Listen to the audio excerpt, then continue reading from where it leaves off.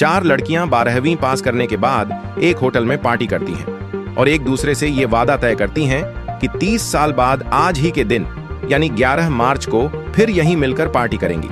जो सबसे आखिर में आएगी वही बिल का भुगतान करेगी। होटल का वेटर यह सब सुन रहा था। वो बोला, 30 साल बाद अगर मैं भी यहीं रहा तो आपकी पार्टी जरूर देखूंगा। ठीक 30 साल बाद पहली लड़की रीता उस होटल में पहुंचती है। देखती है कि होटल अब 5 स्टार बन चुका है और सब बदल चुका है। तभी एक शख्स उसे पहचान जाता है और कहता है, रीता जी बैठिए, मैं आपको पहचान गया, मैं वहीं वेटर हूँ, अब यहाँ का मालिक बन चुका हूँ। रीता हैरानी से कहती है, क्या बात है? इतने में दूसरी लड़की सोनिया भी आ जाती है।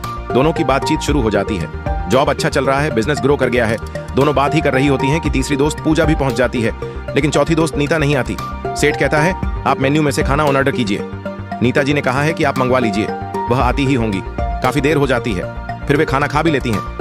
जब बिल देने की बारी आती है तो सोचती हैं चलो हम ही पेमेंट कर देते हैं और कहती हैं कि उसे आने में देर हो गई, बिल का भुगतान उसे करना पड़ता इसलिए नहीं आई। सेठ मुस्कुराकर कहता है, आपकी पेमेंट हो चुकी है, आप टेंशन ना लीजिए।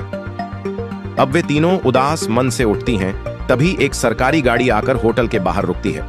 उसमें से एक स्मार्ट लड़का उतरता है, तीनों को नमस्ते करता है और कहता है, मेरी माँ नीता एक टीचर हो गई थी, लेकिन उन्होंने मुझे कलेक्टर बनाया। वो आज के दिन का हर दिन इंतजार करती थी, लेकिन 1 महीने पहले वो इस दुनिया से चली गई। जाते समय उन्होंने मुझसे कहा था कि 11 मार्च को मेरी 3 सहेलियां यहाँ आएगी। जब वो पार्टी खत्म कर लें तो जाकर उनका बिल चुका देना। अगर उन्हें पहले ही पता चल गया कि मैं इस दुनिया में नहीं रही तो वो 30 साल बाद मिलने की पार्टी का आनंद नहीं ले पाएगी। इसलिए मैंने ही होटल मालिक को कॉल करके बोला था, जब पार्टी खत्म होने वाली हो मुझे सूचना दे। माँ अब इस दुनिया में नहीं है, लेकिन उन्होंने जो कहा था वह मैंने पूरा किया। यह सुनकर तीनों सहेलियां एक दूसरे की तरफ देखती हैं और रोने लगती हैं।